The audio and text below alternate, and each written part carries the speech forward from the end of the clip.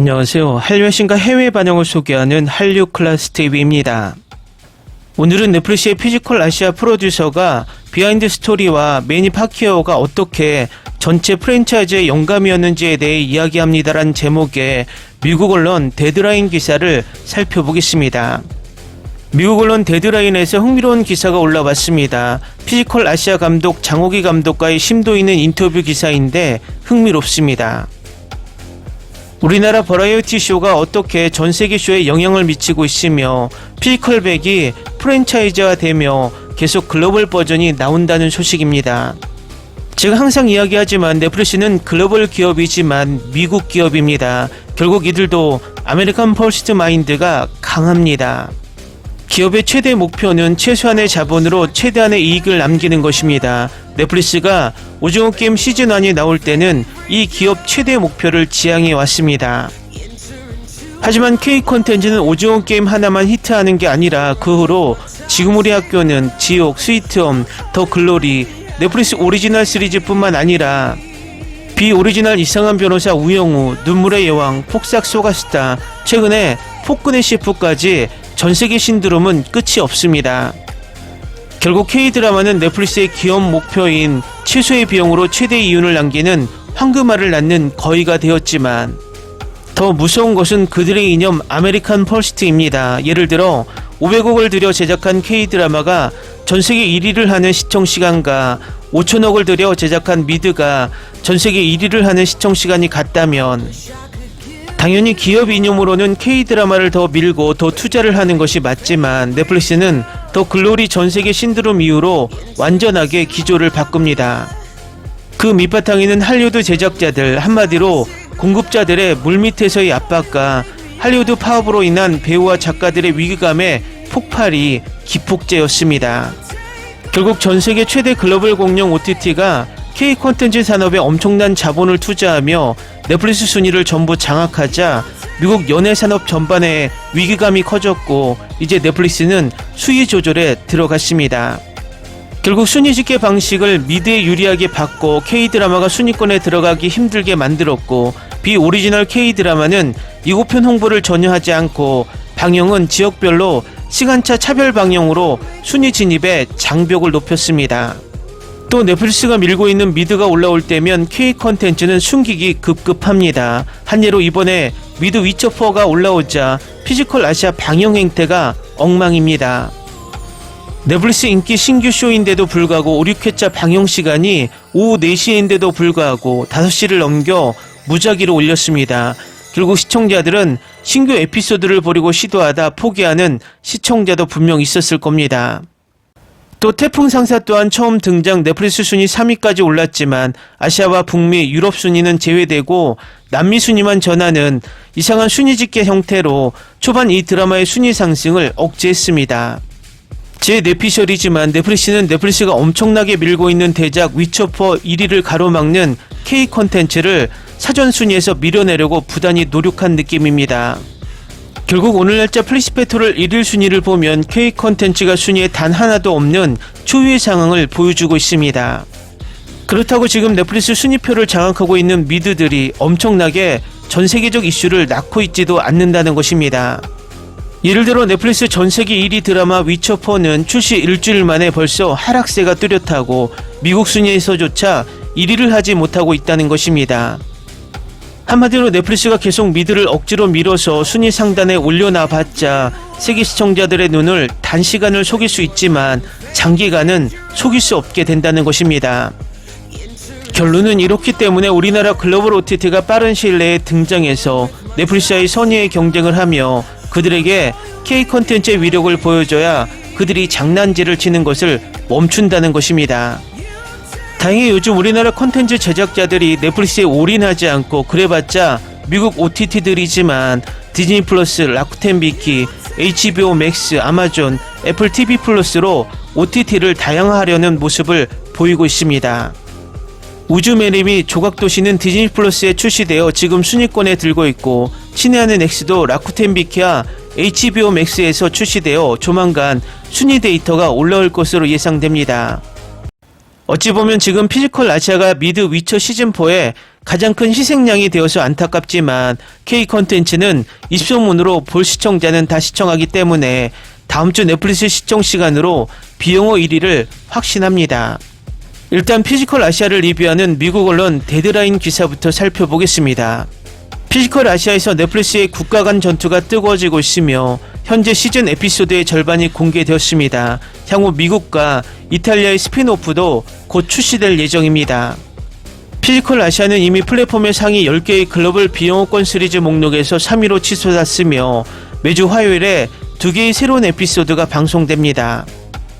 피지컬 100의 첫 2시즌을 지휘한 시리즈 프로듀서 장호기는 데드라인과 함께 유명한 복서 매니 파키아오가 어떻게 주저없이 합류했는지, 브라질이 시리즈의 향후 에디션에 참가하기를 원하는 이유, 그리고 피지컬 아시아가 제작을 촉진하기 위해 어떻게 독특하게 대규모 통역팀이 필요했는지에 대해 이야기했습니다.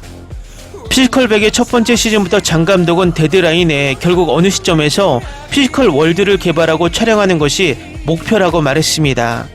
쇼의 전체 슬로건은 인종, 성별, 국경을 초월하는 것이기 때문에 우리는 항상 확장하고 싶었습니다라고 장호기 감독은 말합니다. 우리는 매우 한국 중심으로 시작했지만 우리의 전체 목표는 피지컬 US 및 이탈리아의 스핀오프를 파이프라인에 포함하여 천천히 다른 국가로 확장하는 것이었습니다. 우리는 처음부터 피지컬 월드를 선택하는 대신 먼저 이웃 국가부터 시작하는 것이 더 나을 것이라고 생각했고, 이것이 바로 피지컬 아시아라는 아이디어를 생각해낸 방법입니다. 8개국의 피지컬의 일부로 선정되었습니다. 아시아, 한국, 일본, 몽골, 호주, 터키, 필리핀, 태국 및 인도네시아. 장 감독은 복싱의 8개 부분에서 세계 챔피언인 전설적인 필리핀 복서 파키아오가 전체 프랜차이즈의 영감이었다고 강조합니다. 항상 그와 함께 일하고 싶었기 때문에 기회가 있을 때마다 그가 한국에 오면 만나러 가거나 연락을 하곤 했다고 장호기 감독은 말합니다. 그는 나를 필리핀에 있는 그의 집으로 초대했고, 그래서 나는 비행기를 갈아타 제너럴 산토스로 갔고, 그곳에서 그의 집에 가서 그가 훈련하는 것을 보았습니다. 그는 또한 나에게 한 끼 식사를 대접했습니다. 나는 그와 함께 식사하고 그의 아들들과 게임을 했습니다. 그런 다음 장 감독은 파키아오의 홈 오피스에 가서 텔레비전에서 피지컬 100 에피소드가 재생되는 것을 보았습니다. 그는 피지컬 100의 2시즌을 모두 보는 것이 즐거웠다고 말했고, 나는 다음 시즌에 그를 초대하고 싶다고 말했습니다. 그는 기꺼이 받아들였습니다라고 장 감독은 덧붙입니다. 우리는 그가 이미 정상에 있었고 모든 것을 해냈기 때문에 매우 걱정했고, 그는 그리 어리지 않고 이미 모든 것을 해냈기 때문에 그가 참가하는 것은 큰 도전이 될 것입니다. 하지만 그는 주저하지 않았습니다. 그는 나는 도전을 원하고 내가 가진 것을 모두에게 보여주고 싶다고 말했습니다. 우리는 그가 바로 참가 의사를 밝힌 것에 매우 기분 좋게 놀랐습니다. 장 감독은 넷플릭스의 주요 성장 시장을 목표로 8개국을 선택한 것이 아니라 전통 스포츠 게임과 대규모 스포츠 팬층을 위해 선정됐다고 주장합니다. 예를 들어 몽골 대표팀에는 레슬링 선수 바야르 사이칸 오르콘 바야르가 출전했고, 태국 대표팀에는 무에타이 선수 슈페르본이 포함되었으며, 터키 대표팀에는 전통 오일 레슬링 선수 레제프 카라가 출전했습니다.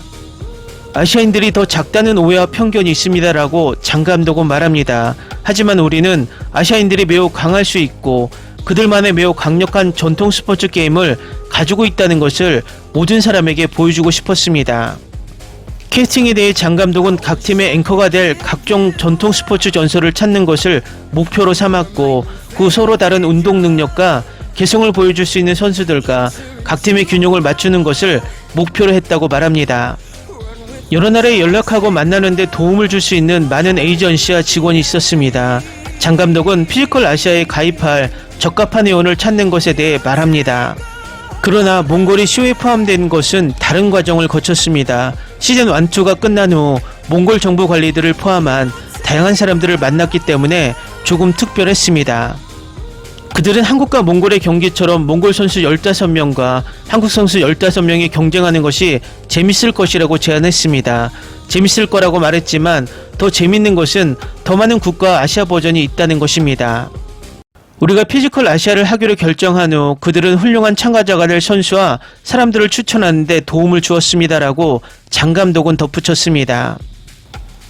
장 감독은 한국이 전반에 이전 시즌에 출연하고 형식에 익숙해 보이는 전술적 우위를 점하는 것처럼 보일 수 있지만 다른 피지컬 아시아 대회의 많은 선수들이 모국에서 비슷한 서바이벌 또는 게임쇼에 출연한 경험이 있다고 말했습니다. 그들은 또한 쇼에 합류하기 전에 피지컬 100의 2시즌을 면밀히 시청했습니다. 결과를 뒤흔들거나 경기를 치르는데 큰 이점을 주는 것만으로는 충분하지 않다고 생각합니다. 장 감독이 말합니다. 다른 나라에서 온 참가자들도 비슷한 서바이벌 쇼에 출연한 경험이 있습니다. 향후 대회에 참가하고 싶은 국가에 대한 질문에 장 감독은 브라질을 가장 기대할 국가로 꼽았습니다. 브라질 팬들로부터 피지컬 100 브라질 버전을 보고 싶다는 메시지를 가장 많이 받았습니다라고 장 감독은 말합니다. 그들은 스포츠 강국이고 스포츠를 열렬히 사랑하기 때문에 저도 보고 싶습니다. 또한 아프리카 지역에서 피지컬 100을 보고 싶다고 말하는 사람들도 많이 있습니다. 피지컬 아시아 촬영 무대 뒤에서 장 감독은 이번 쇼의 독특한 점은 세트장에 있는 광범위한 통역사 팀이었다고 말합니다. 카메라가 멈췄을 때도 통역사가 필요했고 한국에 있는 동안 방문 선수들과 동행했습니다. 우리는 8개국이 함께 모였기 때문에 세트장에는 최소 8명의 통역사가 있었습니다라고 장 감독은 말합니다. 촬영을 하지 않을 때는 통역사 8명 외에도 한국에 머물기 때문에 통역도 필요합니다. 팀당 국가당 약 4명에서 5명의 통역사가 있었습니다. 우리는 그들을 서포트하는 많은 사람들이 있었습니다. 그는 또한 피지컬 아시아의 일부 장면에 등장하는 한국 전통 갓을 쓴 심판을 통해 한국 문화를 조금 보여줄 수 있어서 기뻤다고 지적하는데 이는 소니와 넷플릭스의 세계적인 히트작인 K-POP 데모넌터스에 출연하는 사자 보이스를 통해 이 전통 모자에 대한 관심이 더 높아진 것과 일치했습니다.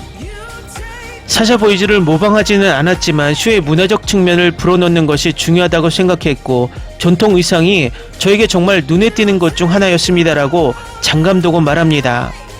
그들은 실제로 왕실 근위대의 옷을 입고 있으며 한국의 저승사자도 주입되어 있습니다. 그들은 모두 복면이고 갓을 가지고 있습니다. 촬영을 마쳤을 때 K-POP 데모넌터스가 폭발했고 모두가 이 모자 때문에 열광했기 때문에 좋은 우연이었습니다. 앞으로 나올 에피소드를 계속 보면 세트장에 한국과 아시아 문화 등 더 많은 문화적 측면이 스며들어 있습니다. 장 감독은 각 경기마다 6명에서 10명의 심판이 있었지만 각 장면에 심판이 얼마나 자주 등장하는지 통제해야 했다고 말합니다. 그들은 쇼에서 매우 중요한 일을 하지만 화면에서 심판을 너무 많이 보면 게임에 몰입하지 못할 것이라고 생각했기 때문에 때로는 후반 작업 중에 심판을 지워야 했습니다. 그들은 또한 안전요원으로 거기에 있습니다. 장 감독은 근처에 큰 병원이 있는 스튜디오도 선택했고 제작에는 항상 최소 3대의 구급차가 대기하고 세트장에는 10명 이상의 의료진이 있었다고 덧붙였습니다. 장 감독은 피지컬 100의 처음 2시즌에서 피지컬 아시아를 구축하는데 많은 교훈을 얻었습니다. 그중 하나는 규칙을 엄격하게 시행하는 동시에 등장하는 새로운 문제에 세트장에서 적응하는 것 사이에서 적절한 균형을 맞추는 것이었습니다. 귀를 통해 전달하고 그에 따라 규칙을 바꾸면 선수들에게 공평하지 않을 수 있기 때문에 너무 많은 규칙을 바꾸지 않으려고 노력합니다라고 장 감독은 말합니다. 하지만 우리는 경기를 치르기 전에 상황이 계획된 대로 진행되지 않거나 경기가 계속 재대결로 진행되면 규칙을 조정할 수 있다고 말합니다. 재대결이 너무 많고 이것이 첫 번째 경기일 뿐이라면 우리는 그들을 지치게 하고 싶지 않았습니다. 한국과 일본의 재대결이 여러 차례 있었던 두 번째 회의를 언급하며 장 감독은 영원히 계속되는 한일 재대결을 위해 시간이 너무 지나갔다고 생각해서 두 팀 수장들과 이야기를 나누며 너희들이 우리에게 규칙을 어떻게 바꾸고 싶은지 제안해도 된다고 말했습니다. 그것이 우리가 새로운 규칙을 결정하기 위해 우리 사이에서 그것을 해결하는 방법입니다. 장 감독은 또한 국가들이 서로 경쟁하는 형식이 선수와 시청자 모두에게 더 민감한 순간을 표면화할 수밖에 없다는 점을 인정하지만 모두가 쇼가 만들어진 정신으로 쇼를 즐기기를 바란다고 말합니다. 여러 나라가 국기 아래 함께 모이면서 국가적 자부심이 있고 사람들은 경쟁에 대해 약간 민감해질 수 있지만 사람들이 그것이 우리 모두에게 큰 축제와 같았다는 것을 이해하기를 바랄 뿐입니다. 촬영이 정말 즐겁고 사람들이 너무 예민해지지 않았으면 좋겠어요. 그들은 자신이 응원하는 팀을 계속 응원할 수 있고 그것을 새로운 유형의 재미있는 올림픽처럼 볼 수 있습니다라고 장 감독은 덧붙입니다. 장 감독의 흥분은 넷플릭스가 아시아에서 대본 없는 히트작의 차세대 물결을 지원하면서 좋은 시기에 찾아왔습니다. 한국 콘텐츠 디렉터 유규환 씨는 한국 대본 없는 프로그램을 중심으로 전 세계적으로 문화적 모태텀이 커지고 있습니다. 그는 최근 피지컬 아시아의 초연과 미국과 이탈리아에서 피지컬 100과 같은 형식의 적응이 진행됨에 따라 이러한 형식은 더 많은 청중에게 다양한 다국적 문화를 선보일 수 있는 엄청난 잠재력을 가지고 있습니다라고 덧붙였습니다. 올 12월 흑백 요리사와 같은 사랑받는 대본 없는 타이틀의 귀환을 준비하면서 우리는 진정한 이야기와 매력적인 경험을 제공하는데 계속 집중할 것입니다. 기사 잘 보셨나요? 버라이티 쇼는 K영화, K드라마의 전세계 인기를 잇는 또 다른 강력한 K 콘텐츠로 부상하고 있습니다. 앞으로도 강력한 K 버라이티 쇼가 많이 제작되길 바랍니다. 재밌게 잘 보셨나요? 여러분의 구독, 좋아요, 댓글, 알림 설정은 영상 제작에 큰 힘이 됩니다. 이 영상을 보신 모든 분들 항상 대박 나시고 행복하시길 바랍니다.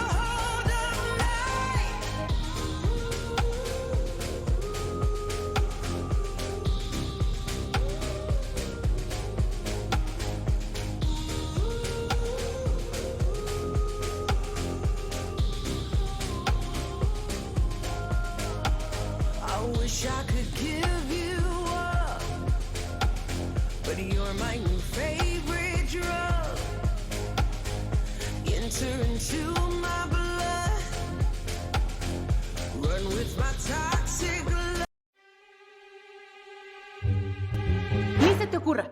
Olvida el ganso y los tomates. No hables de las ballenas. No es un acuario. No actúes como tonta. Sé que eras una genio. ¿Sí? No vayas a presumir, a la gente no le gusta eso. Y no digas cosas sin sentido. Y bueno, ¿minamos? Hasta pronto. Abogada, tengo mucha curiosidad por conocerla.